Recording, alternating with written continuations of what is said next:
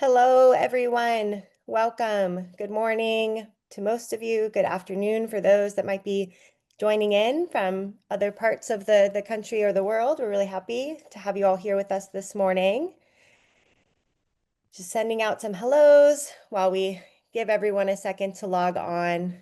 Good morning, everyone. We've got a lot of content to cover today, so I'm going to go ahead and get us started. My name's Sarah Caldwell. I'm the Deputy Director of Collaborative Programs at the Climate and Wildfire Institute, also known as CWI. CWI partnered with CAL FIRE to develop today's webinar content and bring together a group of experts to discuss prescribed fire in wine grower country. So first, a little bit of background on who we are and why we're gathered in this virtual room today. For those of you that aren't familiar, CWI is a nonprofit boundary organization that was formed to accelerate solutions to the era's most pressing climate and wildfire challenges by linking together research to policy and practice. And one way that we do that is through collaboration with many of you under a consortium model that bridges silos and brings innovative strategies, technologies, tools, and conversations to the forefront of these challenges. So with that, I'm going to pause here for just a second and get a sense of who's at the table tuning in with all of us today. We're going to launch a quick poll, a little demographic poll to learn about you all. So if you could just answer these short 5 questions.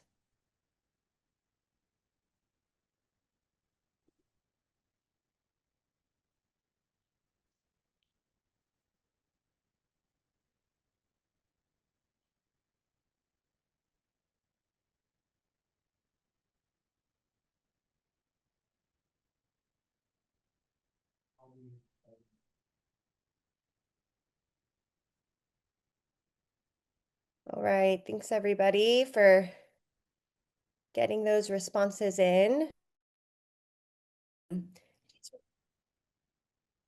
Apologies, we've got some, it looks like some recording going on back and forth, but I think we're all set now. Thank you to CAL FIRE for being here. And then thank you to the California Fire Science Consortium for your generous sponsorship of today's programming. We really appreciate your support. So before we get into the content, I just have a couple of housekeeping items. We are joined by a few of my CWI colleagues, Helen Lahota and Sabrina Goodman, along with our partner at CAL FIRE, Jonathan Pangburn, who's supporting behind the scenes of this webinar and making sure everything runs smoothly this morning. Helen will be dropping some resources and links in the chat, so keep an eye out for those as they come through. And at the end of the sessions, the presentations, we are going to have an audience Q&A session. And so please, throughout the presentation, go ahead and use that Q&A function on the bottom right-hand corner of your screen. And we'll work to answer as many questions as we can in 20 minutes at the end of the webinar. And if we don't get to your questions, feel free to submit them to climate and wildfire or the CAL FIRE context that we'll share at the end of the slide deck today, and we'll work on getting you a response. So with that, I'm excited to share a little bit more about today's webinar. So we do have 90 minutes scheduled in this morning. We're going to be covering a wealth of information and resources across 3 distinct sessions. And while this might feel like a fire hose of information, or perhaps as though we're just scratching the surface, our intention is to carry these conversations forward into a spring convening in Napa that's slated for April 14th, 2026. I really appreciate your input on that. There'll be a survey. This is your a little foreshadowing that there will be a survey at the end of the webinar today, where we're hoping to get some of your input on that in-person gathering and be thinking about some of what we've talked about today, some of the information that's shared, and maybe some of what's not been shared that you'd like to hear more about. So with that, I'm going to introduce our first session, which is Prescribed Fire in Wine Grower Country, Current Practices and Planning. We have 2 speakers that will discuss how prescribed fire is carefully planned and implemented to reduce wildfire risk, particularly reducing risk of wildfire smoke impacts as well to our California vintner communities. So we're going to start with Len Nielsen, who I'm pleased to introduce. He's the staff chief of CAL FIRE's Prescribed Fire and Environmental Protection Program. Len has worked for CAL FIRE for the last 20 years in resource management, including vegetation management and prescribed fire. He reviews the programmatic environmental impact documentation and prescribed fire plans, as well as conducts and assists with prescribed fires and cultural burning with various units and cooperators in the state of California. One of the main areas of focus of his program is to increase the pace and scale of prescribed fire, beneficial fire, and to provide support to complete CEQA. Following Len, we'll have Sarah Gibson jump in to share some information with all of you. Sarah grew up in Northern California and graduated from CSU Chico with a bachelor's in exercise physiology, and now works for California State Parks NRD headquarters as the statewide burn boss. She plans and implements prescribed fire projects with partners and districts in every region of the state and is a longtime resident of Sonoma County. Sarah is passionate about fire resilience and engaging the community with ideas that promote Californians to live and work alongside the natural fire regimes of the region. So with that, I'm really excited to have you both kicking off the first session. Len, I'll hand it over to you. All right, thank you so much. I'm going to go ahead and hit share on my screen and see if this will work. I'm going to share that screen. Let me know if that's up and running correctly. That looks good. Thanks, Len. All right, thank you so much, Sarah. Appreciate it. Hello, everybody. My name is Len Nielsen. As Sarah mentioned and introduced me, I'm in charge of our prescribed fire program here at CAL FIRE, as well as our environmental protection folks here in resource management. So with that being said, today's webinar, of course, is, how much smoke is too much smoke? And I'm not going to answer that question. In fact, I don't know if we're going to answer that question today, just as a spoiler alert, but we're going to get at it. And like Sarah mentioned, this meeting, this webinar is to start asking questions like that and to start getting some answers and getting some connections to people that are practitioners and the vintners and the CAL FIRE unit and the prescribed burn associations, right? This community of smoke practitioners or fire practitioners in the state. That being said, I wanted to point out in this presentation some resources that are available to everybody in the public, and vintners, obviously included. So that being said, here is a list, and I'm not going to read this list, all of them anyways, but this list provides resources, and I'm going to show these resources in a moment, and where this information is in order to see where these projects are, to see where the smoke is coming from, what project that is, the connections that vintners can have or prescribed fire practitioners to these areas so they know what's going on around them. One of the worst things is, of course, for the public to see smoke and not know that it's prescribed fire smoke versus wildfire smoke. So we want to make sure that you have tools in your hand to be able to look at where the smoke is and where it's coming from and who is putting the smoke up. So you have the Prescribed Fire Information Reporting System, also known as PFIRS. We have our local air districts across California, a smoke spotter app, which I think Sadie will go into a little bit, our claims fund, and others. So with that being said, let's jump right into, whoops, you know what? Those are clickable links. And when you click on the screen, it goes to those links. Isn't that fun? So let's go over to the next slide. Next slide. So here's the smoke spotter app. And all of these underlined items are links in this presentation. And Sarah Caldwell is going to share this presentation to everybody on the call today. So then you have these tools in your toolbox as well. But here's the screenshot for PFIRS and the smoke spotter app. So for PFIRS, you see all these different projects and all these different colored icons, and they really represent who are doing these projects. You can see state parks, you can see CAL FIRE, you can see Forest Service, BLM, you can see National Park Service, local fire, non-local non-fire, and private organizations. So when you click on these little icons, it actually brings up information about the project. So there's one helpful tool. The Smoke Spotter app is also another helpful tool because it knows where you are with your phone. And so it knows where you are, and you can report smoke to it, or you can say, hey, I see smoke, and it can give you a map and show you where some projects are happening from your local, from CARB, California Air Resources Board. So, but there's more. there's more resources available for vintners and public. We have our prescribed fire claims fund. In California, California is really fortunate in order to have this fund. It's a $20 million liability claims fund.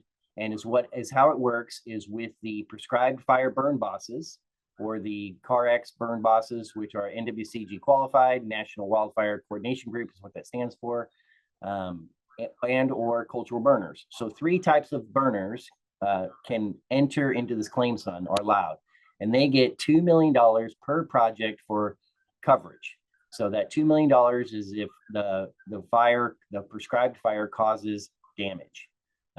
Now, grapes and agricultural crops are excluded specifically from the claims fund, but the claims fund also has information at your fingertips in order to see projects that are going on. These projects have dates and times, intended burn windows, so then you can be informed as to what's going on around you. And yet there's more.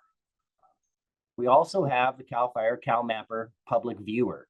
So this CalMapper public viewer are all the projects that are going on that CAL FIRE has some sort of connection to, whether it's from a grant or it's from one of the projects, or we're touching it in some way.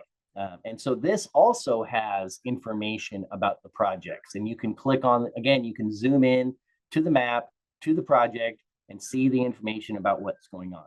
Now, this viewer has prescribed fire, it has fuel reduction or fuel breaks in it. It has all kinds of different projects that CAL FIRE conducts.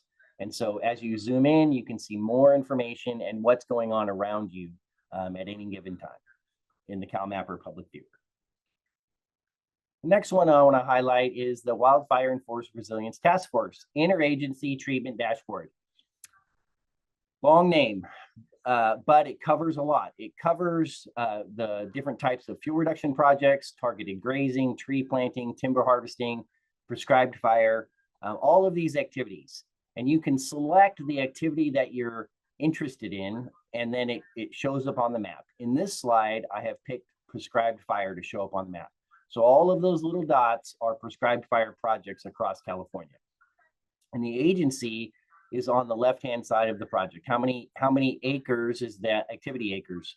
So right now, and I just grabbed this data the other day, there's 259,000 acres in the treatment dashboard, in the interagency treatment dashboard.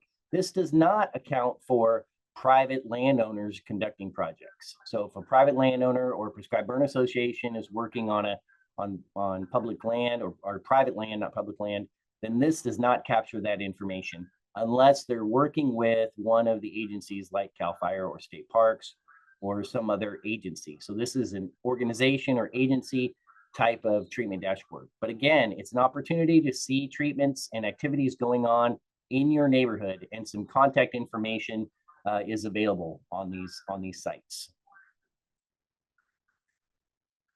And then the last one I want to talk about is our incident map, CAL FIRE incident map. So last year, CAL FIRE implemented taking the information from PFERS and putting it on our incident map. So down at the bottom of this slide, you see some check boxes, and one of the check boxes is prescribed fires. When you click that, you will see the little green flames, and the little green flames represent prescribed fires that are planned or ongoing as of today. So within the PFERS project, they're within a window. We are likely seeing smoke from these projects when they have the green flames on them. You also see the aircraft that's going on in California at that moment, because the aircraft, the air tankers and the helicopters, they're all tracked through AVL, and it's tracked on this map. So you can actually see a bunch of other information on this incident map, including the current wildfires that are going on in California. And those are a huge list of resources that we have available at our fingertips, not only from CAL FIRE, but from the Wildfire Resiliency Task Force, from the CARB, and others. So that's it for my presentation, nice and short and sweet. And all of the underlined items in this presentation are links to those things. So when you get this presentation, you'll be able to click on those things and find out more information. And that's it for me, Sarah. I can hand it over to Sarah Gibson. Thank you, Len. Thank Yep. you. I just want to thank everybody for having this discussion today. My name is Sarah Gibson. I'm a senior environmental scientist with California State Parks. I work out of our Natural Resource Division headquarters in Sacramento. So I do want to clarify that I'm not here to speak at the district level. Many of our districts work seamlessly with local partners when planning prescribed fire, but I do want to share a little bit about state parks, and just in general, I thought it might be helpful to hear how we plan prescribed fire across the state. This shot just shows you some infographics of, where we have prescribed fire programs in the state. Last year, we did 70 broadcast burns, and this coming year, we plan to have 80 burns this year. Next slide, please. So one of the reasons that state parks uses prescribed fire is that we're land managers and land stewards, and it's one of the tools in the toolbox. State parks has been using prescribed fire for over 50 years as a way to manage lands. We use fire because it's effective. We use fire because it's efficient, and also because our habitats across California are fire adapted. So it makes sense. It's a natural solution to help us be better land managers and maintain our state properties. I do want to state, though, that to do a burn, it's a very lengthy process. So it's often years in the making.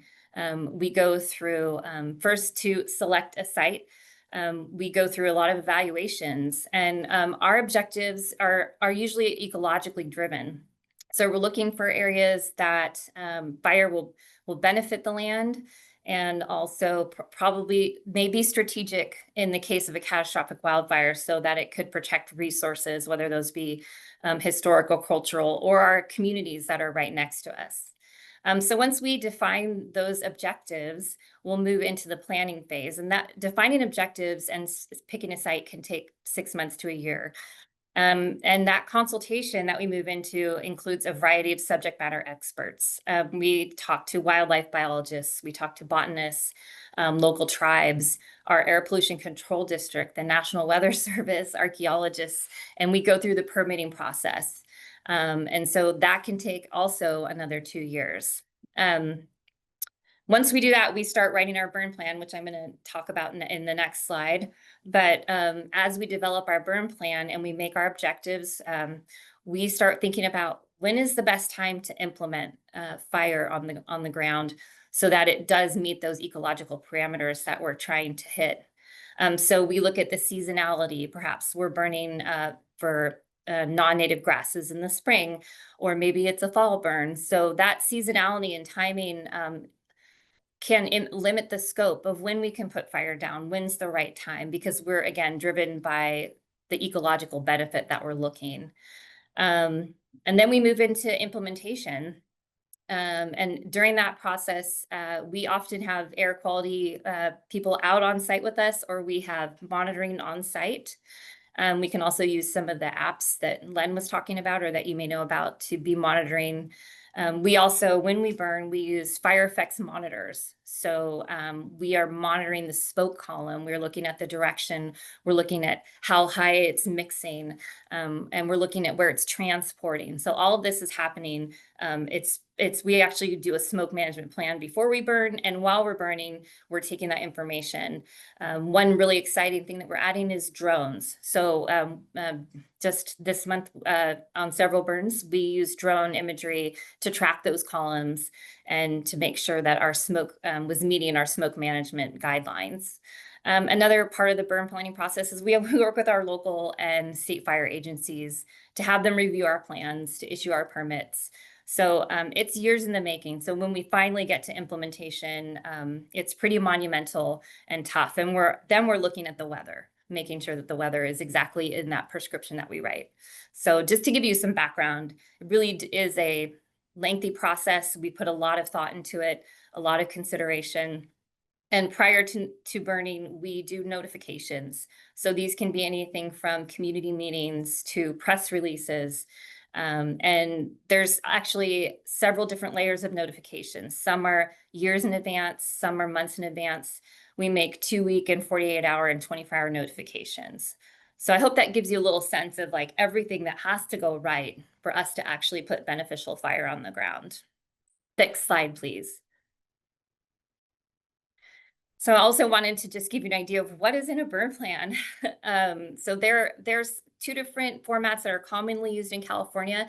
There's the state fire training format, which has 10 elements. The NWCG National Wildfire Coordinating Group has 21 elements, but they both have the same amount of information in them. And some of them are quite heavy. They're almost like writing a thesis. But we go through a technical review of that plan. So once one burn boss writes it, another independent burn boss looks at it and reviews it. It goes through an agency authorization, typically meaning that if it's a government agency that's running it, that the burn is authorized. Before a burn, literally minutes before, we run through a go, no go checklist, making sure that everything's in place and that it's going to be a safe burn. We also do complexity analysis, which details how complex is this burn and do we have all the resources we need? We go into the description of the area, the funding, and then of course the prescription. There's literally a prescription on what parameters from temperature to RH to wind direction, wind speed that define, yes, we're in the window. These plans include contingency and wildfire plans in case an event where we have unplanned fire outside the unit. And we also talk about how are we going to monitor the success of this. So we have post-fire effects monitoring and maps. As I talked about before, we have the scheduling and seasonality. We go through a briefing in there. In the burn plan, it actually talks about what we have to state before we put fire on the ground to the forces that are joining to help. The organization, there's a list of contacts that have a timeline, as I mentioned, about notifications. There is a whole piece about public and personnel safety. And then we move into specifics of, we do a test fire before we actually move forward. So we light a small fire, ready to contain it if needed. And we're looking at, is the fire behaving the way that we want in order to meet our ecological objectives on the ground? There's an ignition plan, a holding plan, which defines patterns, how we're going to apply fire, what methods we might use to apply fire, and the holding plan is how are we going to hold this and keep it safe. And then again, I mentioned we have a whole smoke management air quality piece in there, which is pretty lengthy. Thank you. Yeah, so I just wanted to share that. It's a really lengthy process. We really do care a lot about what we do. And grateful to share this with you all today and hope to have a conversation about how we can work together to maintain these habitats and see beneficial fire back in California. Thank you. Thank you, Sarah and Len. Really appreciate everything you both just shared. There is certainly a wealth of information and resources. And I know for me, just really insightful to get some insider views to the process and the practices that go into planning. So thank you both. With that, we're going to transition to session 2. I will say, if anyone has questions for Sarah and Len, please add them into the Q&A, and we're going to have an opportunity at the end of all the sessions for everyone to answer your questions. But now I'm going to go ahead and introduce the next session. We're going to transition a little bit and hearing more about some of the science and the current research that goes into some of these planning and operations, specifically on strategies to minimize smoke impacts and some of the research around prescribed fire smoke and wildfire smoke. So it's my pleasure to introduce Dr. Lee Tarnay, who is an air pollution specialist at the California Air Resources Board, CARB for short. He has many years of experience using his expertise in land-atmosphere interactions to integrate smoke, biomass, and fuels management with fire management, especially as they affect public health and air quality. He has worked as a physical scientist and ecologist for both the National Park Service and USDA Forest Service in this capacity, as well as serving operationally as a smoke forecaster, an air resource advisor on some of California's largest fires. Following Lee will be Sadie Gibbs, an air pollution specialist with the California Air Pollution Control Officers Association, CAPCOA for short. She works in close coordination with staff of the California Air Resources Board and member air districts. She is responsible for overseeing CAPCOA's responsibilities under the state's prescribed fire program created by SB 1260. And in this role, Sadie is responsible for helping to represent California's 35 local air districts as they work with their state and federal partners to implement strategies that reduce wildfire risks. Thank you both for joining us. I will hand it over to Lee now. Good morning. Well, and thank you for having me here. It's really an honor to be in here amongst all these auspicious names. My experience, as Sarah kind of referred to, is that I've been modeling and monitoring smoke in support of prescribed fire for decades now, and my current role at CARB is to really is to take that modeling experience and try to figure out what that's going to mean as we try to ramp up our prescribed fire to the pace and scale that's needed to address the wildfire problem in California. So all of that is to say is that I've been looking specifically at what makes prescribed fire the preferable option relative to wildfire when you're trying to when you know so much of that fuel on the ground has to turn into smoke in the air, and what's the best way to do that, right? And one of the things that's I think the most important things about prescribed fire is that it's slower. Prescribed fires do not grow at tens of thousands of acres per day. That's one of the biggest reasons why you don't see giant smoke waves caused by prescribed fire, right? So there's less per day.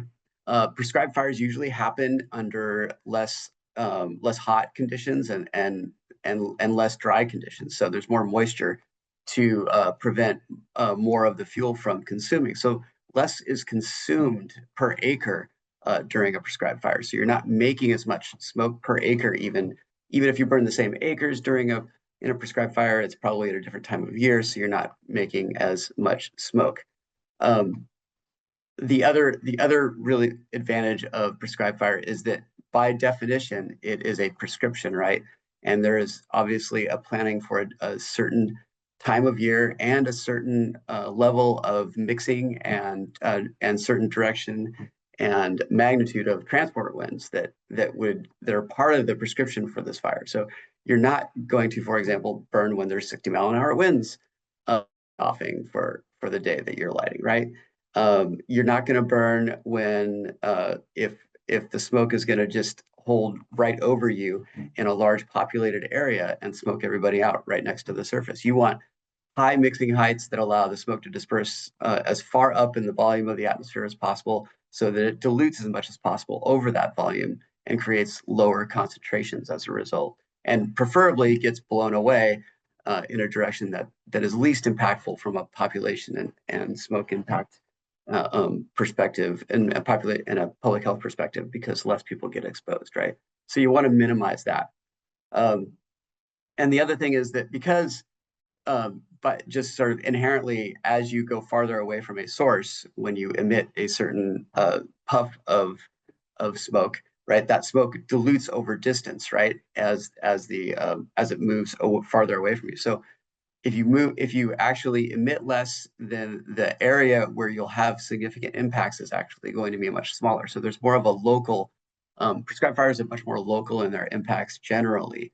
And you get to choose where that locality is oftentimes with that prescription. That's part of the calculus of how air districts and burners and the people igniting those fires coordinate, right? You'll generally light at a time when the wind direction isn't going to carry your smoke in the wrong direction. And that's actually part of one of the other really big advantages of using prescribed fire to get that fuel off the ground and into the air, is that you can plan and coordinate all of this in a more managed way so that you can, and one of the things that I've experienced in my career is that once people understand and know what to expect with respect to smoke impacts, when and where they're going to happen, how intense they're going to be, then they're much more able to do what they need to do to protect themselves and mitigate their exposure. And they're much more able to maybe just avoid being in that area if they're not even tolerant of smoke. And that's really important, I think, for people just day to day, just like knowing when to bring an umbrella if it's going to rain, knowing when and to the extent possible the magnitude of the smoke exposure that you might be subject to in a given area when you're going to be there. That's part of how we plan and live our lives in California when fire is part of that. So living with fire and living with smoke means understanding and knowing when to bring that smoke umbrella, basically, and when to shut those windows, when to open those windows, stuff like that. So mitigating exposure at a personal level requires that information and the ways to disseminate that information, platforms for that. So and how do we know how much smoke we're breathing, right? That's another big part of the science of smoke management and how to protect the public, right? So we have kind of 3 tiers of different levels of smoke monitoring. So there's the regulatory monitors that they're on all the time. They're highly they control all of the conditions that under which you measure smoke. And they basically measure the weight of the smoke particles that collect on a filter that has a big air pump that pulls air through that filter, right, over a certain amount of time. And basically the unit of measure for smoke is micrograms per meter cubed, right? So that's a weight of smoke per volume of air filtered, right? And generally a person breathes about maybe 8 to 10 meters cubed per day. So you can, if smoke is at 1,000 micrograms per meter cubed, that's a milligram that you can breathe. You can breathe 8 milligrams in a day if it stays at that level. So that's a lot, right? So those are all back of the envelope calculations, but just to give you some sort of idea of the scale of what we mean when we talk about smoke concentrations. And then so regulatory monitors are really good at they need a lot of power. They don't move, they're permanent. And then we have portable monitors. Generally, they're called EBAMs. Most of the portable monitors are EBAMs. And those are basically pretty fancy still. They still control some parts of the measurement, but they're built to move around. And they're almost as accurate as the regulatory monitors, but they can be moved around to places when and where we think the smoke is going to go. So the forecasting and the messaging about what to do about smoke tiers off of those measurements to a large extent. And they're pretty good at the actual absolute value of the smoke that's out there, the concentration and what that concentration means in terms of what to do about smoke. Whereas like the sensors that you might have heard about for like Purple Airs and IQ Air, things like those brands, those are all sensors. Those are really good at change, but they're not as good at absolute value. But the brilliant thing about them is that they're everywhere, right? So between all 3 kinds of monitors, we have the ability to, especially around in California, kind of saturate the zone with monitoring and make sure that we understand what impacts are happening, regardless of how good or how bad the monitors are. So you can message based on that stuff. And I want to just plug the Carb Tool Smoke Spotter. You can Google that and find our Smoke Spotter app and download that from your respective Android or Apple App Store, or you can go to fire.airnow.gov. And both of those apps give you a kind of reconciled view of what the monitoring is telling you at any given time, where the biases from the Purple Airs are corrected to match what you read on an EBAM, a portable monitor, or a regulatory monitor that might be near you. So you can get a kind of a big picture look at what's happening with smoke around you. So I just wanted to, that's sort of the basics of how we measure and model and monitor for smoke, and why we like prescribed fire more if possible when it comes to smoke management.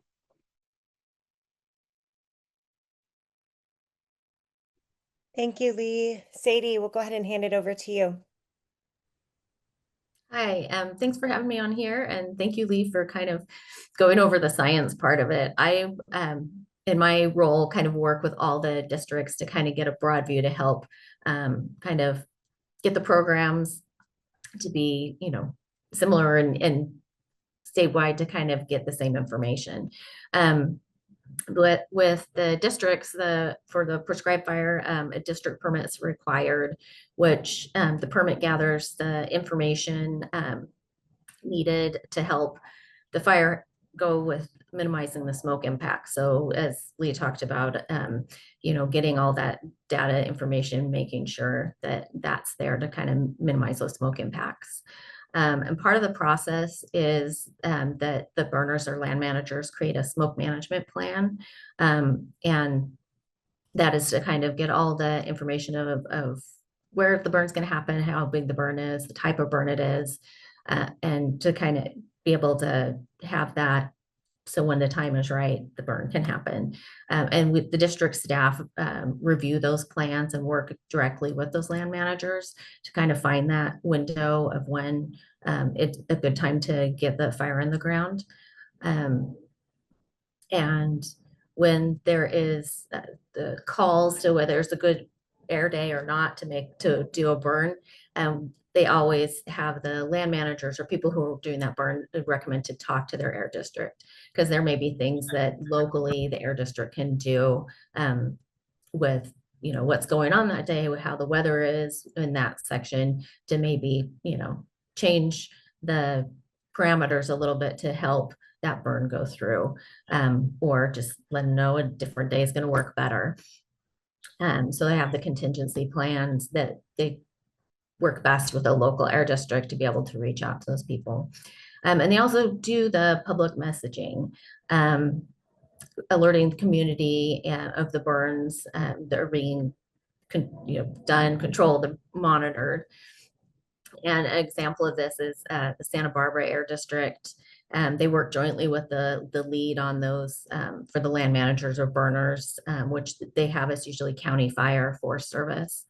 And they do a media release. And it's done in 2 steps. So the first process is to identify that burn window within 2 weeks. So before the 2 weeks of that burn window, they send out a press release detailing the size of the burn, the type of the burn, the location, and who's going to be doing that burning. And that's sent out publicly and to anybody. They have an email list that they collect information, and they do have vintners on that list to be notified of when burns are going to happen. And then the second part of that is the 1-day notification. So the day before the burn's going to happen, they send out a media alert as well with the same information. And along with these releases, they deploy staff to where that burn is going to happen. And those portable monitors, which are called EBAMs that Lee had talking about, those also get deployed to where the fire is happening so that they can monitor that smoke and find out how that is actually affecting the sensitive receptors in that area.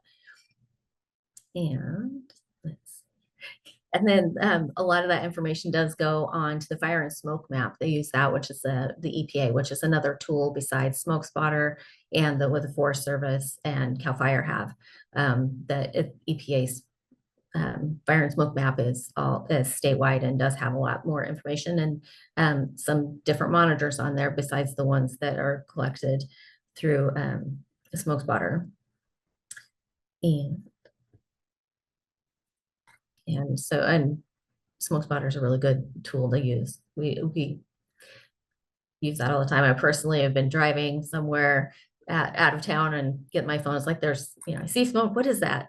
And it's a prescribed fire. Or is that a wildfire or some other fire that's needed to be that's being contained? And that's one thing with the Smoke Spotter app is that if there are fires, they're not planned fires that are work to be suppressed, and it gives you the kind of the percentage of the kind of containment that they have on that. And it does show you the planned burns. It gives you information. You can talk to your air district to find out more regarding those burns. And that's just kind of a little bit of the rundown of the kind of details of what the districts do. Each district is a little different. I did use Santa Barbara as an example, and it's a medium-sized district. There's large, medium, and rural districts, and often depends on the size of their population, and the staffing and things are a little bit different. So with all of the prescribed burns, it's always recommended to get that smoke management plan and that burn permit and work with the local districts. And that's also where the public can call and talk to the local districts, and they have information about what's going on with those prescribed fires. And primarily the air districts are public health organizations for the public to reach out to. So that's another resource as well. Wonderful. Thank you, Sadie.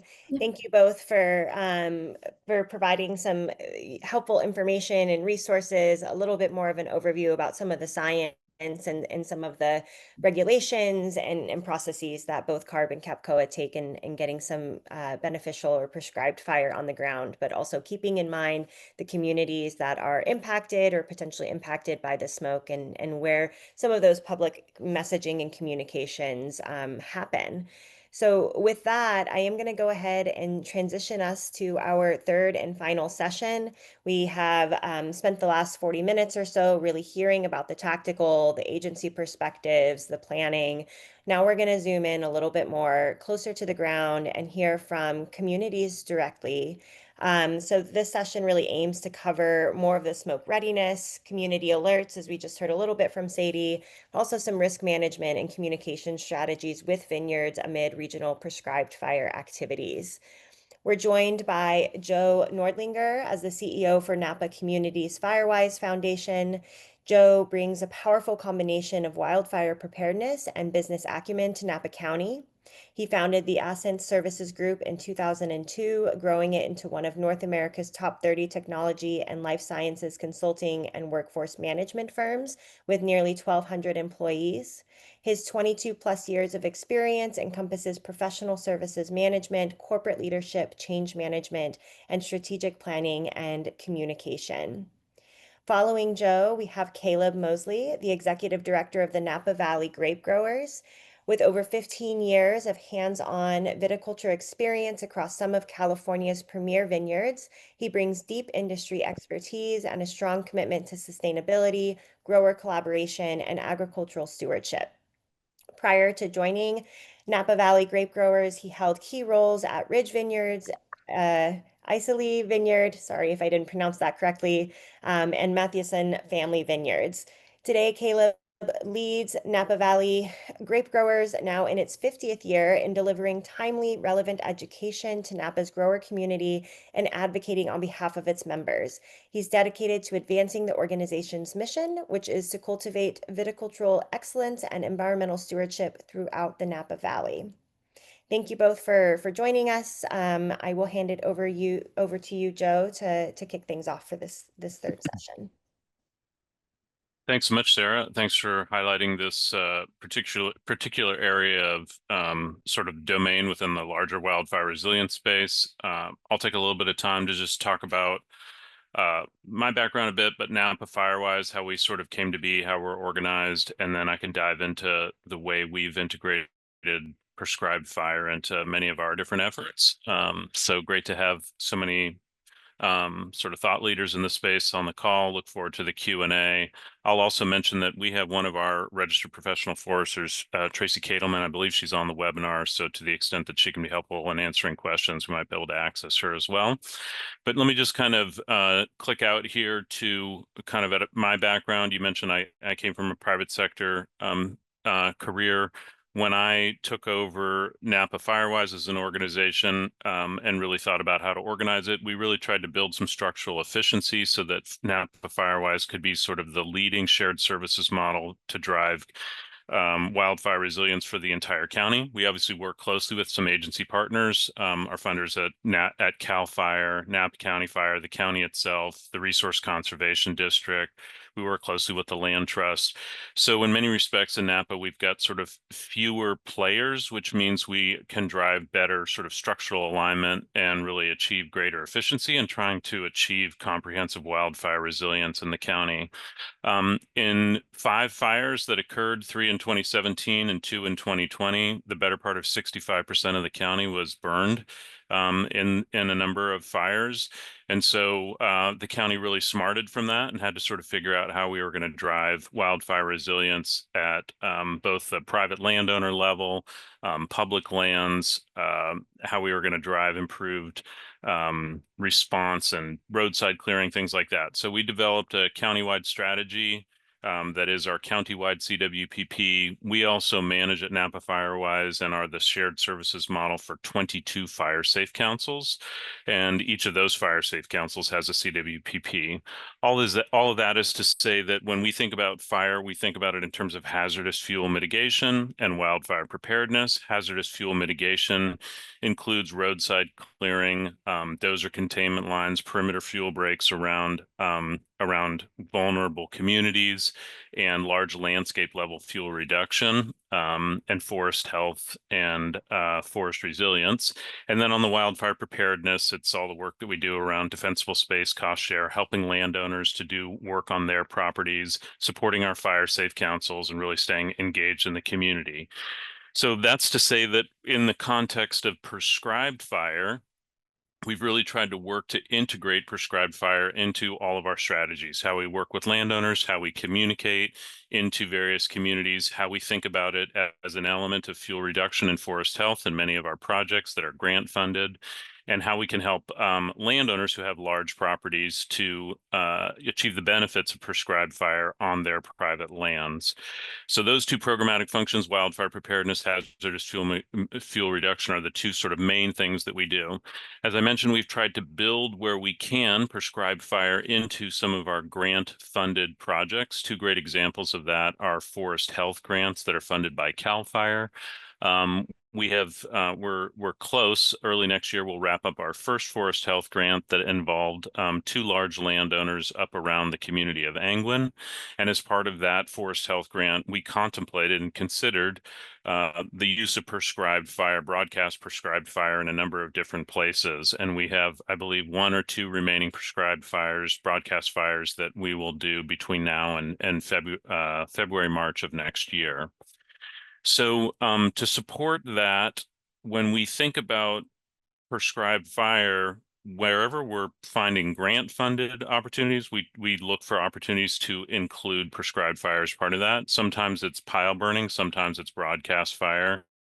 But we recognize that more broadly in the county, we have to really look for ways to promote and support the use of good fire on the ground.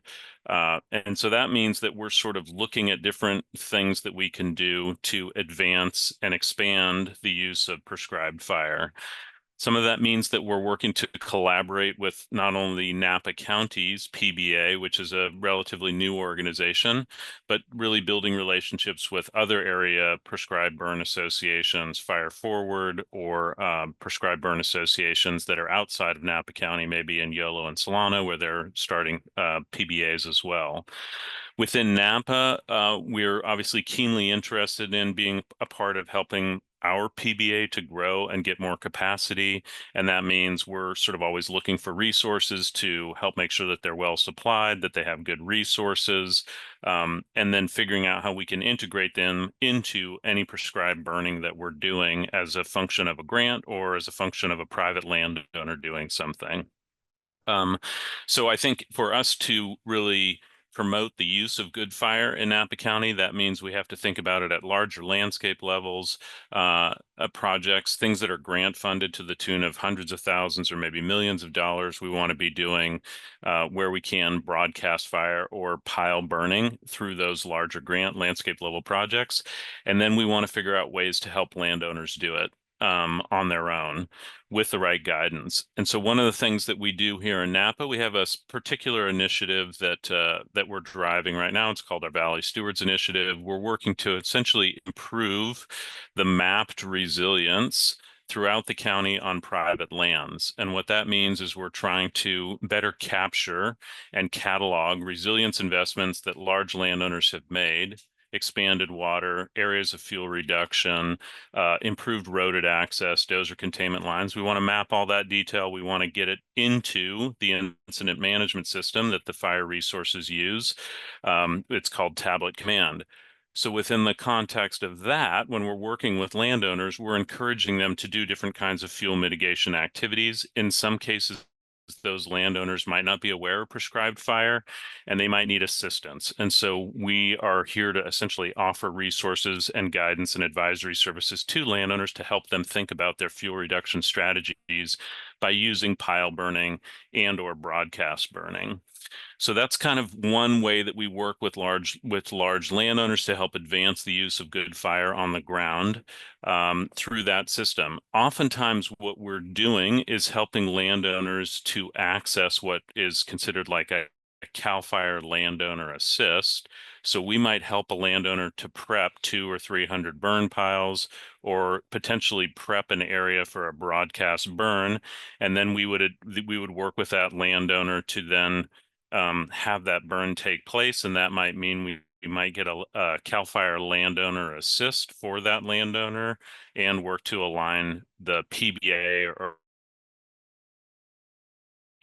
these burn so that we can do it safely and do it with the right notifications. With that, let me just kind of go into a little bit of detail about when we do a larger burn. Maybe it's funded by a grant, and there's one that we're working on right now. It'll probably get rescheduled as a result of this rain that we're experiencing. But when we do a CAL FIRE Forest Health grant, and we consider that there are 4 treatment areas where we're going to do a broadcast burn, we follow a process that is, pretty assiduous and detailed, and it was outlined by some of the previous speakers. So we follow these same practices around really going through detailed planning with key partners like the unit chief, the Napa Resource Conservation District, the area PBA, whoever the landowners, obviously, they get consulted, and then we pull in Napa County Fire. Oftentimes our liaison with the unit will coordinate with the ag commissioner. And then we obviously try to work closely with like the grape growers or the vintners to stay in touch and understand sort of where we are from a seasonality standpoint with respect to harvest. Last thing we want to do is have a fire that results in smoke taint damage or concern by the industry, where then it sort of, soils the reputation of good fire on the ground. So we stay connected with those folks as well to make sure that we have a sense for when that window is. And obviously then that means we might push back a little bit later to avoid harvest, which pushes us closer to a weather window that might not be opportune. Once we sort of build that universe of context and we understand that sort of segmented audience, then we're making sure that we're communicating with them sort of in a multi-channel way. It can be, text messages, emails, updates on our website, or even social channels. But, we're going to figure out who those key stakeholders are so that we can communicate with them directly. Because we have 22 fire safe councils, we'll work to make sure that the area fire safe councils are aware and potentially involved if they're interested. Because many of these projects that we're doing, if you look at this dashboard behind me, we've got a portfolio of about 587 projects. Pretty much every single one of them exists within the boundaries of one of our 23 fire safe councils. So then working with PBAs, we're sort of working on an email list, an invite list, obviously. Then we would share that with neighboring PBAs like YOLO and Solano to make sure that we can pull in additional resources. We think of every prescribed fire as a training opportunity. So while in some cases we want to sort of flood the zone and make sure that we've got plenty of resources there so that we can sort of make sure that we manage it appropriately, we also recognize that these are great training opportunities for folks that are trying to get some of their certifications out of the way and just get familiarity with good fire. Our comms team at Napa Firewise, we're sort of a centralized shared services model. So our comms team is then thinking about media advisories and who are the folks that we need to make sure are aware about upcoming burns. Those are also opportunities for us to educate the public to the extent that we can get some media folks there to participate, observe, document. It helps to sort of convey the message, build greater awareness, trust, and ultimately accountability. So we drive that. And then, of course, any fire that we're doing with grant funds, we're going to be making sure we go through that process of burn plans and smoke plans and working with the Bay Area Quality Management District and making sure that we're following all of their notification protocols, that we're following all of their sort of go, no go, air quality issues, et cetera. All of this similarly results in, I think it was spoken to earlier, there's going to be a test burn prior to, et cetera. We kind of go a little bit farther beyond too and make sure that if we're going to do a fire, we did one earlier this year up in near the college in Angwin. We had a sort of a clean air room that we set up just in the event that somebody felt like they wanted to get to a place where there was, no air quality issues. All of this work that we're doing, then it has to make sure that it sort of fits within the programmatic environmental impact work that we do. So when we're prepping for a fire, if it's under a Cal VTP PSA, those are all specified elements within the Cal VTP PSA. So those are some examples of just sort of our thinking and how we sort of go through that flight checklist and prepping for a burn, then working with our partners to make sure that the notification is getting out. And then as we get closer and closer and we're executing, we want to make sure that the public is well aware. The county helps us to communicate. Our industry partners help us to communicate. Obviously, Napa County Fire and the unit helps us to communicate this stuff. And then just the fact that we have this whole network of fire safe councils and all that sort of connective tissue out into the community helps us to make sure that we get the word out regarding all of these things. Much of this is sort of contained in documentations, burn plans, smoke plans, the sort of checklist, pre-burn checklist and stuff, which gets pretty granular. And I wasn't necessarily going to go into a bunch of detail about sharing that. There's also a nexus to like Watch Duty and some of these other online systems or social media apps that people have to make sure that we sort of continue to sort of extensively get that media information out. So that's probably a fairly good overview of how we sort of think about it and what we go through as we prep for one of these larger burns that is sort of maybe broadcast in nature or even pile burning, especially if it's grant funded. Hopefully that's helpful. And if there's anything I can add during Q&A, I'm happy to sort of key in on that as well. Thank you, Joe. That was an excellent overview of what's happening on the ground and through the Firewise work. Thank you so much for sharing. I'm going to go ahead and hand it over to Caleb to close us out for the presentations, and then we will open it up for Q&A. So if anyone has any burning questions they want to pop into the Q&A chat, we'll be diving into that part next. Hi, Caleb. Thanks for joining. Morning. It was really nice. You really got that burning question pun in there. You're on it. I'm going to try and do as much of that as possible too to keep this fun and fresh and all that good stuff. But wanted to start off by saying thank you to both CAL FIRE and the Climate and Wildfire Institute for the invitation to be at the table here. This is really important for our valley and really important for our industry community. There's a reason we're all here talking about this, and the main reason is because we grow wine grapes here in Napa County. And wine grapes, unfortunately, have an incredibly unique sensitivity to wildfire smoke. And that's kind of what I want to talk about today. Kind of want to go into a lot of different details, what we've learned since we first discovered smoke taint in wines, which goes back to 2003 in Australia.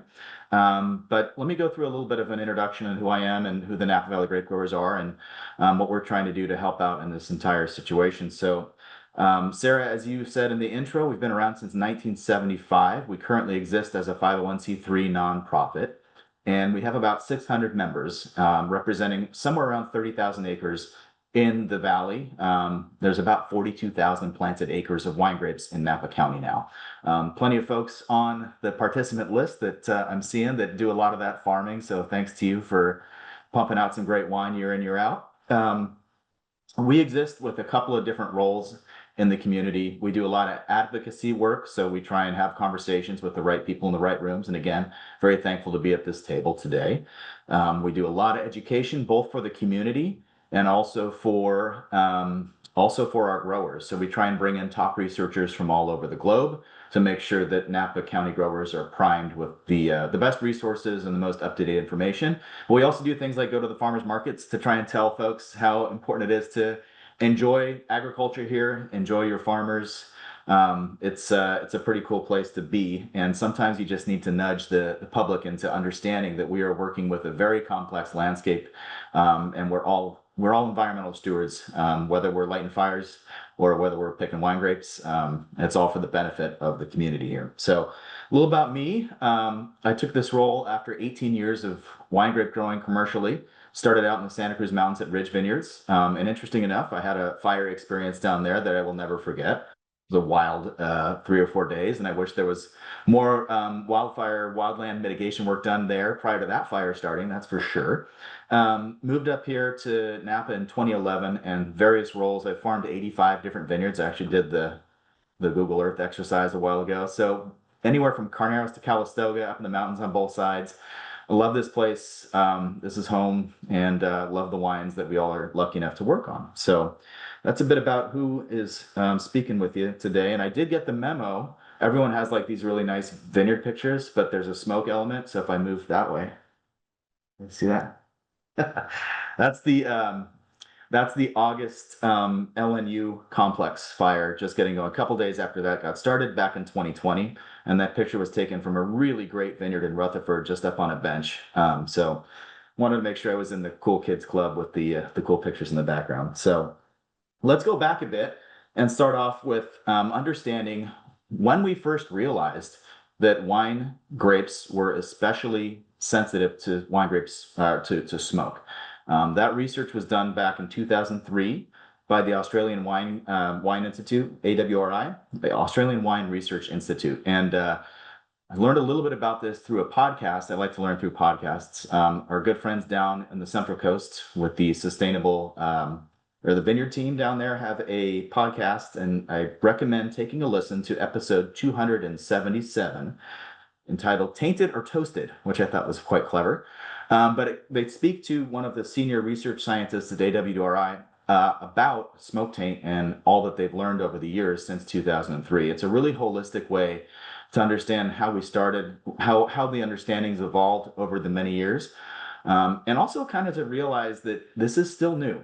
I think we're in an era of being able to type into ChatGPT or Google and get an instant gratifying answer. But when we're dealing with really complex issues such as a living plant, a living ecosystem, fire is certainly alive. You really do. It's going to take us time to figure out all the nuances of this and to get to the crux of what this is titled, How Much Smoke is Too Much Smoke. So I highly recommend going back to that. Basically, in 2003, they identified guaiacol and 4-methyl guaiacol as markers that folks would find in their wines and say, hey, this wine tastes like an ashtray, or this wine, for whatever reason, stays in my palate for a long time, and it's not the flavor that I'm used to. There's something different about it. It's acrid, or it's like a bag of potato chips, and that normally doesn't come from your beautiful Cabernet Sauvignon or whatever it is that you're making. So they kind of started to work on getting some markers together to where they could test these wine samples or berry samples and say, there's an issue here. That also comes to the crux of the concern that we have, is that there's two distinct things that we have to keep in mind as we have this discussion from the wine grape perspective. So there's a major difference between smoke exposure and smoke taint. And I think that's something that Margot in the podcast really hammers home, that was something that was fresh on their mind right from the beginning of their research, that there could be a fire right next to a vineyard, but perhaps it's not very long and it's the smoke's moving in the right direction. Sure, there was an exposure event, but it didn't result in smoke taint in the wines. And that's what we're all trying to figure out here with this conversation. Kind of leads me to the 4 major factors that at least I've heard that I feel lead to a smoke taint event in a vineyard. So you've got to talk about the proximity of the smoke to the vineyard that you're working with. So if you've got a fire right next door and the smoke is blowing right into your vineyard, a lot of people term that fresh smoke. So it is potent, it is freshly created, it's getting blown into your vineyard. Proximity is certainly a factor in the smoke exposure event resulting in smoke tainted wines. The second that I think is quite important is the duration of the exposure to the smoke. I have to tip my cap to the folks at CAL FIRE, because their work during the picket fire up in Calistoga was exemplary. And it's one of the reasons that we had a limited amount of smoke taint from that wildfire event up in Calistoga. That was up and roaring and out in a really short amount of time. So the smoke was limited, and therefore the duration of exposure anywhere in Napa County was limited, which was huge. So there's a lot of factors that went into the success of the picket fire. Prescribed burning is certainly something we want to see moving forward to help those wildfire events not turn into things like what that guy did back in 2020. So 2 really important factors there. The third really important factor is the vine growth stage.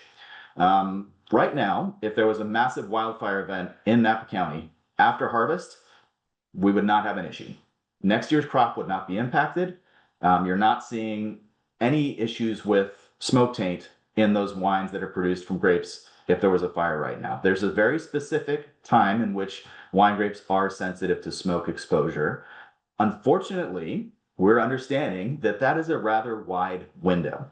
It's essentially whenever cell differentiation occurs. So flowers, all different types of plants have flowers. The flowers then turn into a berry.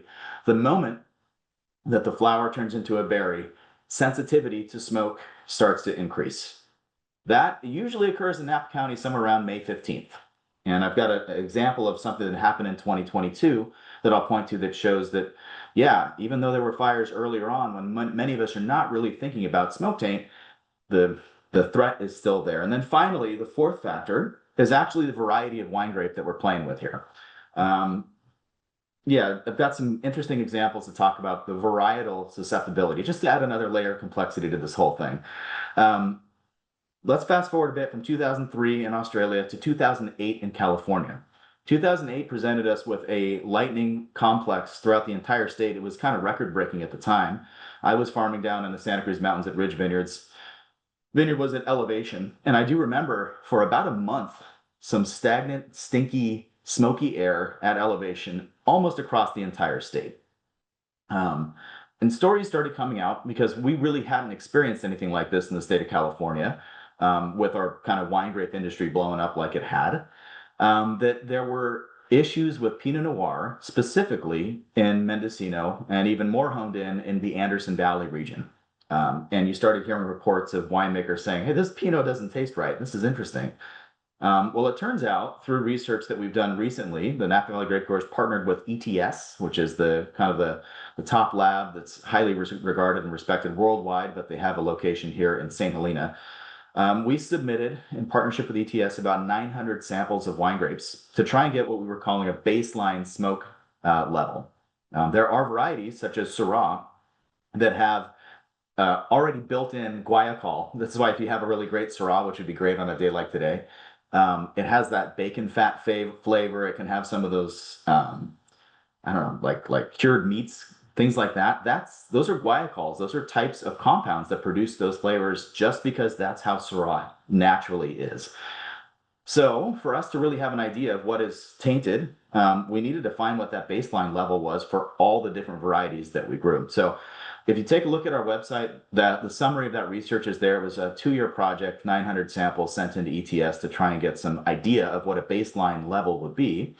So take a look at the website, and if you have questions about it, ETS is a great resource, and then that website has all the information on it. But the main takeaways were that Pinot Noir and Petit Verdot are your canaries in the coal mine.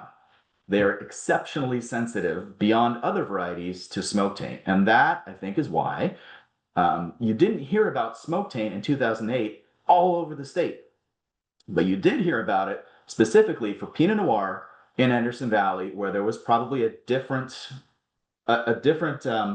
duration of smoke. You have a different variety in play. You have perhaps different proximity to the fires. I don't remember exactly where they were. I just remember that they were widespread, like the entire state was on fire in 2008. So that's interesting. And those wines hung around for a really long time because people didn't know how to sell them. I have a buddy that owns a wine shop in Denver, and he said, I think I've been presented the same wine 3 different times under 3 different labels. Like, so essentially the wineries would go and soak the labels and try and pop something else on and say, yeah, this is something different. That doesn't happen all the time, so please don't take that as gospel for what happens. But he was really, really confused that he kept getting presented these wines that he couldn't buy and sell. And they were all from the 2008 vintage from specifically Anderson Valley. So we're starting to learn more and more about the complexities that smoke have on all these 4 factors, or how these 4 factors interplay with an actual tainted wine.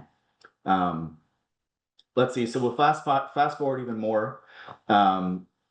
And well, let me make one point on that from the timing standpoint. That fire event in 2008 occurred in June.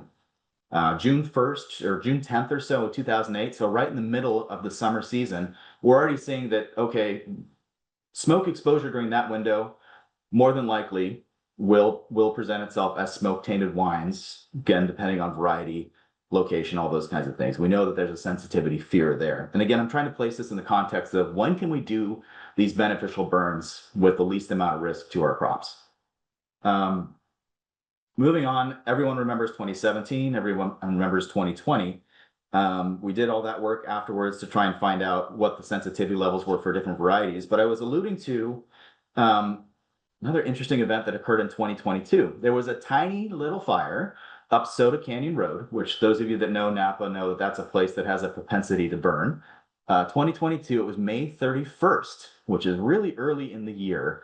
Fortunately, CAL FIRE hopped on it. It really didn't have an opportunity to grow, but there was a pretty smoky moment there up Soda Canyon, a very specific and narrow area. I've got a couple friends that were growing grapes in that area, and they were like, "Oh, it's great. We just got through bloom. We're going to be totally fine."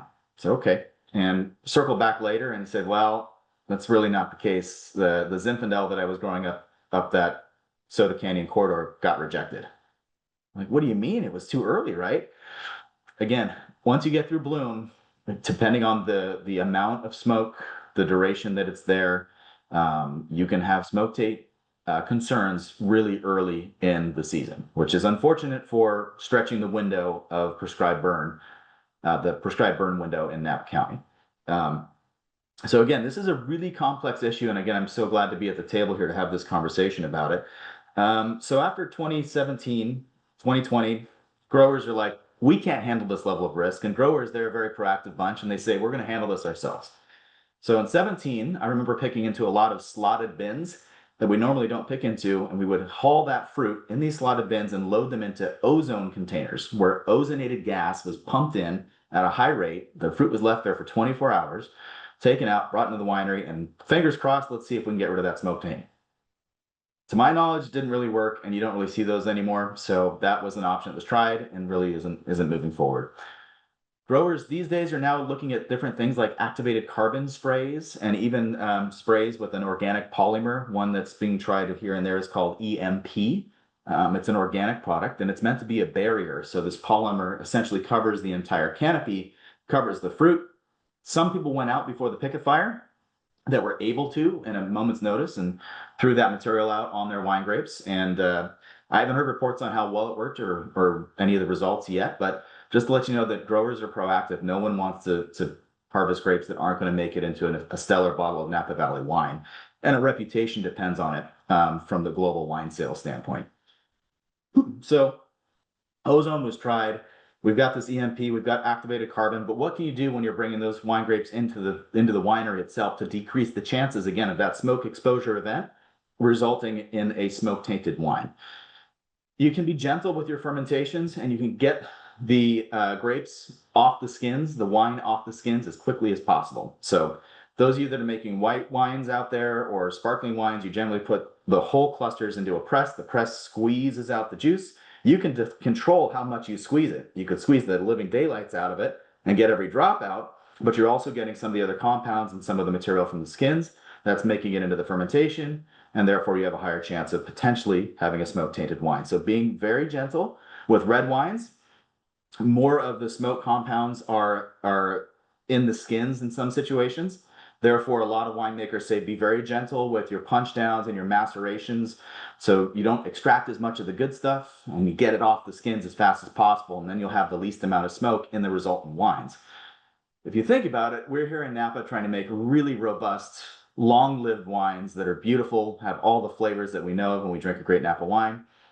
When you take the skins off early and do things to try and minimize the amount of extraction, you're ending up with a weaker wine to a certain degree, or something that has a little less stuffing. It's like, hey, we wanted to make a $300 bottle of beautiful cab that's going to sit on a shelf for 30 years and be amazing, but now I have to make rosé because I got to get it off the skins.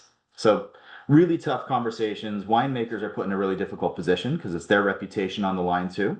They're there to make the best wines that stand up on a world stage, and you can't do it with fruit that comes in that has these issues with smoke taint.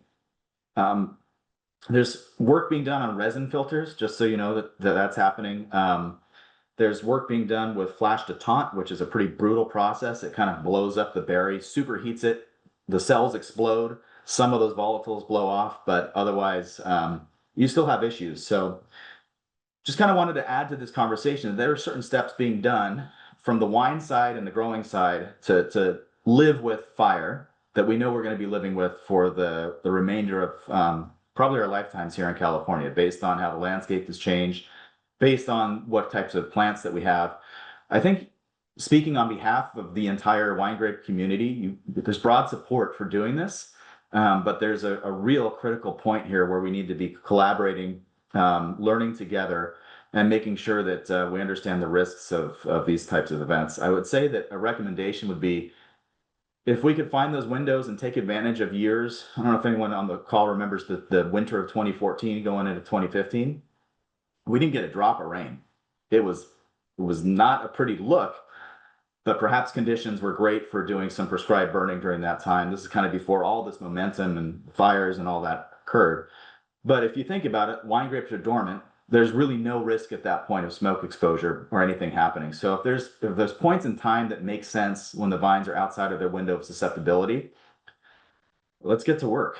Really all for that. But otherwise, once there's green tissue out there and once the flower decides to become a berry, all the way up to the point of harvest, we've got to start weighing those concerns. So don't mean to be the Grim Reaper and share some news that isn't all that positive, but really did want to describe how complex this issue is.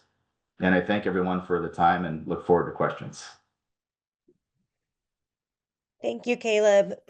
Really appreciate everyone for taking the time to share some of their expertise and their thoughts. And it really is highlighting the complexity of the issue. We've heard, a wealth of information around the planning and getting fire on the ground and how complex that is. And now, we've just heard from Caleb a bit more about some of the planning and the actions that vintners are taking to protect their crops and to implement new science and technologies all around. I know I've learned a lot today. I hope everyone tuning in has. We are getting close to the end of our time here together, but we do have a few minutes, about 10 minutes or so, for some audience Q&A. And I'd love to give the audience time to add any questions that they might have that have surfaced. I know sometimes it takes a minute to get your thoughts together, but please drop them in the chat and I'll facilitate them to all of our speakers here. While I give people a little bit more time to think, I also want to flag that Helen has been in the back end dropping a bunch of resources into the chat for all of you that our panelists have shared today. I know there is still an ask for even more information. Information, is really gold. Julia in particular has asked, I think, Caleb, for some additional research on the smoke taint that you referenced. So if not now, we can always follow up after the webinar and share some of those, more of those resources as well. And I am seeing there is one question from Chris. So I'm going to go ahead. I think that Len is back. Yep, I see you. There is a question around vegetation information. So this might be maybe one of the gaps in some of the resources in the overview, but thinking a little bit about how vegetation information is collected and mapped to know where is the best place to plan for these prescribed fires. I can't see the question. Is the question for me for the vegetation? Because at CAL FIRE, I will say that we have our Forest Research and Assessment Program, or FRAP program. And they maintain different vegetation layers across California, and it's publicly available. And I can put a link in the chat, or Jonathan Pangburn can. He can navigate to CAL FIRE's webpage and what we do. And under FRAP is where that link is, and it has lots of different maps associated with that in order to see what CAL FIRE is using for vegetation layers across California. There is also within the Cal VTP from the Board of Forestry treatable landscape layers, and that also goes into some vegetation types across California that EIR is calling out for fuel reduction projects, ecology restoration projects, and others. And the definition is in the Cal VTP EIR. So you can access those also electronically on the Board of Forestry website under the Cal VTP. And then there are map layers and a viewer available there as well. So what we're using for a definition for vegetation layer across California also varies by its use. So depending on what we're classifying also may depend on how we're classifying it. So please feel free to access those resources. And if you have questions, I can be available later on to answer them. Thanks, Len. Jumping to another question here, thinking about, and I think Caleb, you talked a little bit about this in terms of the different varieties of grapes and how they might be more or less susceptible to smoke taint. And so this question or comment is that there have been a lot of prescribed fire and wildfires that did not result in smoke taint. So can we elaborate a little bit more on why smoke taint is an issue and other times not?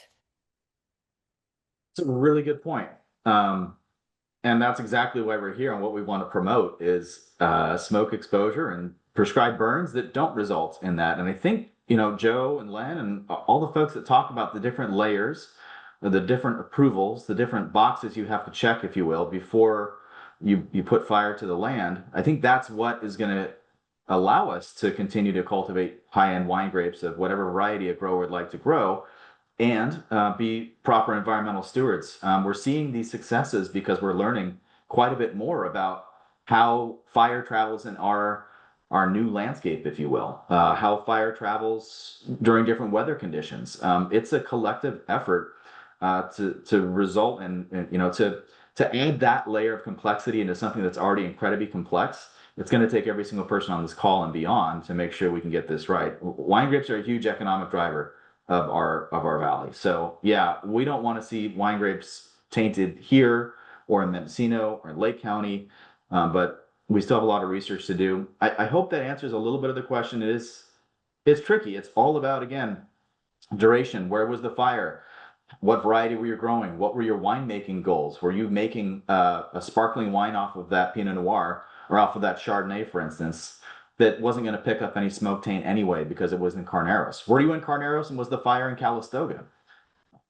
All sorts of different factors go into it, and that's where all the research is happening right now. I do want to make sure folks are aware of the West Coast Smoke Taint Exposure Task Force, or Smoke Exposure Task Force. It's a group of incredible researchers that have been doing work up in Washington State.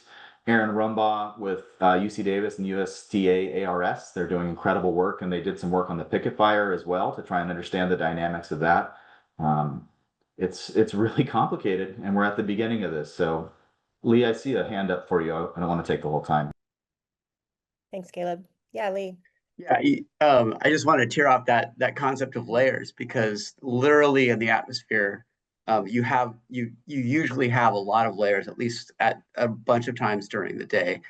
And the great thing about prescribed fire is you can pick which layers that smoke might lay in on, and which layers you might get the transport in. So to the extent that you can, say, push the smoke up above the vineyard. So the background here is a great background, because you can think of, you know, in the morning when the sun is coming up, there'd be a very layered inversion right above maybe that vineyard, and the smoke could be above there, but it wouldn't be there at the ground where the grapes are growing, right? And similarly, if smoke is being held, you know, you want to avoid situations where smoke is being held next to the ground under an inversion, where and not dispersing up into the free atmosphere and getting diluted. So those dynamics, I suspect, can be some of the big reasons why you might get more taint with one fire versus another fire. And those dynamics hold for wildfires as well. So to the extent tactics and strategies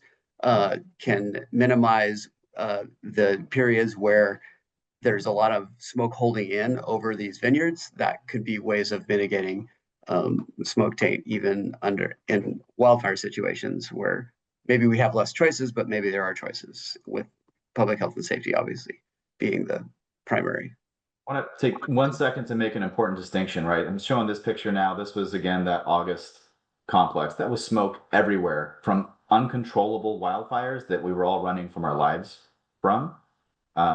We don't want those situations anymore, because the smoke taint for the wines is one thing, but the damage to property, life, operations, equipment is we can't exist like that. So again, I just want to make sure that everyone understands that the wine grape growing community, vintners, growers, we're for prescribed burning and we're for all the work that's going into all this, especially because like this as the other option, that doesn't work. So all these tools need to be on the table for us to be successfully growing wine grapes in the future. And I am seeing some questions in the chat, and we're running short on time, so we won't be able to address them all, of course. But as I mentioned, we are teeing up for a longer in-person conversation in the spring. But I do want to flag that, you know, there's a couple questions here, and both a question and concern around burn windows, and kind of thinking about to what was, I think, Caleb, you talked a little bit about, Joe as well, around you know, those sensitive harvest periods and trying to manage when, you know, a burn window might overlap with one of those periods. And then also the need to have extensions for completing prescribed burns. Another comment here from Tracy, and in that burn windows are already compressed, and that can affect our ecological outcome. So it sounds like there's a lot of complexity and maybe like a little bit of a barrier with some of these overlapping windows. So I want to flag that as something to continue the conversation on. But we did have a couple more questions around insurance. And so I want to flag that maybe as the last question, and I'll point it to you, Joe. We did have someone that was slated to speak with us today on the webinar that is from the insurance sector that unfortunately wasn't able to be here, but we do want to bring that perspective into future conversations around this. However, Joe, is there anything that you could kind of speak to around insurance standards for wildfire taint? If there's anything to be learned from that with reference to prescribed fire? Yeah, and I mean, Caleb could speak to this too. I mean, there's two kinds of insurance. There's crop insurance, and then there's stock throughput insurance. And so crop insurance is sort of like if you're maybe it's just as you're harvesting it or you've harvested or whatever. Stock throughput is after you've harvested it, and it's maybe in bins or it's moving through the processing.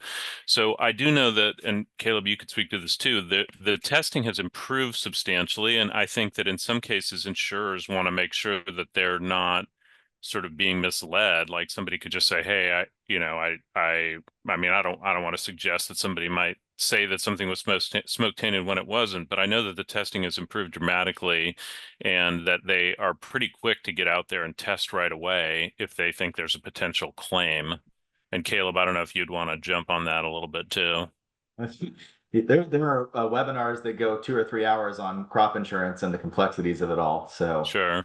one of the more interesting products, if that's what you call it, that just came out was a county-wide smoke rider. So, and my understanding of this brand new offering just for this year. It's meant for like areas that grow cattle or have like large cattle operations and livestock. And if there's a drought in an area that impacts the entire region, if it occurs for a certain amount of time, every grower would get paid out to help them purchase more feed for all of their livestock.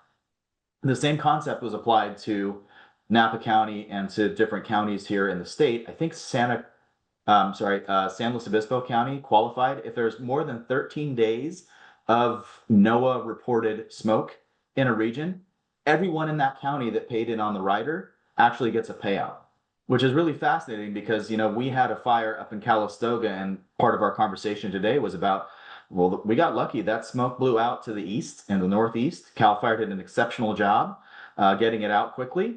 We had plenty of growers that had smoke taint in Pope Valley. There's reports of some in Howell Mountain, just where the smoke was going. And it didn't crest the 13-day threshold as far as I know. So that rider, if you paid for it and you got smoke tainted, you would not have qualified for it. So I'll just leave it with, it is incredibly complex. It's even more complex now because the wine grape market is soft. I'm sure most of you on the call know that all our friends aren't drinking as much as they were during COVID, which that's kind of bad, but that's up to everyone's opinion, I guess. But we're struggling to sell wine grapes, and folks are looking at ways out, if you will, too. Not to say that they're gaming the system, but everyone is looking at different options as they're getting to the end of the year. So really, really complex and a lot to it. Thank you, Joe and Caleb. I know that was not nearly enough time to answer a really complicated question, and we are at time, if slightly not over.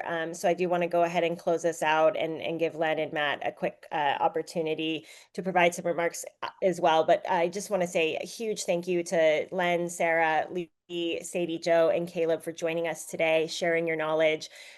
We do hope to continue and plan to continue this conversation. We hope today's webinar has equipped you with new knowledge, insights, and hopefully some connections and new contacts in this space that you can reach out to after this webinar. Here on the screen is contact information for CWI and CAL FIRE. Please take a moment to scan the QR code or the link in the chat. This is a feedback survey, not just for the webinar, importantly, to help tee up some of our planning and continuing this conversation for an in-person event in the spring on April 14th that we hope to see you all there and would love some of your insights there. Thank you again to our partner CAL FIRE for really catalyzing this conversation, bringing us all together to talk about this important topic, as well as the California Fire Science Consortium for your sponsorship of today's programming. So I'm going to hand it over to Len for some closing remarks. Thank you, Sarah. I'll just start with just again saying thank you to everybody to help putting this on, really preempting the whole in-person meeting that's going to happen in April, which I'm looking forward to having more panelists available. The one big advantage to the in-person meeting is that you do get the face-to-face connection with the fire practitioners, the researchers, the vintner owners, right? So then we can come together and have open lines of communication and some transparency of what we're doing, which is what our prescribed fire plans often become available for. So then there's a discussion and communication. So then we can know what the concerns are as a department or a prescribed fire practitioner from the local area or landowners around where this prescribed fire is occurring. So that being said, I would recommend that the West Coast Smoke Exposure Task Force, that website that was put in the chat, there's also a frequently asked questions thing on that at that website about smoke taint. So that's also a good resource to check out. And other than that, I would like to hand it over to Chief Matt Ryan of the Lake Napa unit. Chief Ryan, do you have any closing remarks? Yeah, good morning, everybody. As you can see, I have the Sonoma Lake Napa leadership team with me because this topic is very important to us. And we have been working collaboratively with our growers in Napa County, our vintners in Napa County and Sonoma County. And truly this collaborative effort is going to be ongoing, and really looking forward to the April spring meeting in person. I know there's a lot of questions still out there, and hopefully when we have the in-person meeting, we can have face-to-face and answer all those for all of you. So thank you so much. Great presentations today, and we will see you all in the spring. Thank you, Chief Ryan. Thank you, everyone, for sticking around a few extra minutes. Have a beautiful day, and we will talk soon. Thank you. And I did add one extra link, which is the governor's executive order in the chat. If people would like to take a look at that, really encouraging all of us in this space to do more beneficial fire. Thank you, everybody. Have a great day. Thanks, everybody. Safe. Take care.